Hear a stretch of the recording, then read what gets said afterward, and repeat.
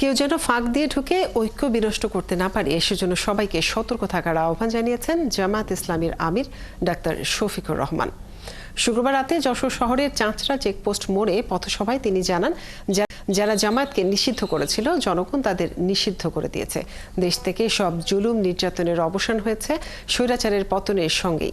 আগামীতে এমন একটি বাংলাদেশ জামায়াত গড়তে চায় যেখানে কোনো সুদ, ঘুষ, জাতপাত ও দল ধর্মের ব্যবধান থাকবে না।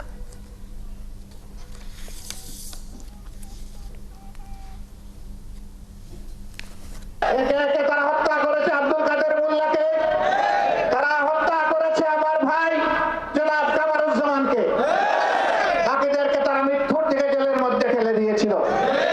আমাদের অফিসগুলো বাংলাদেশের সর্বত্র তালাবদ্ধ করে রেখেছিল। আমাদের বৈধ অফিসে আমাদের ঢুকতে দেওয়া হয়নি। আমাদের দলকে শেষ পর্যন্ত তারা নিষিদ্ধ করেছিল। আল্লাহর ফয়সালা ভিন্ন ছিল। যারা এই বাংলার জমিন থেকে পরীক্ষিত দেশপ্রেমিক ইসলামী সংগঠন বাংলাদেশ জামায়াতে ইসলামী এবং ইসলামী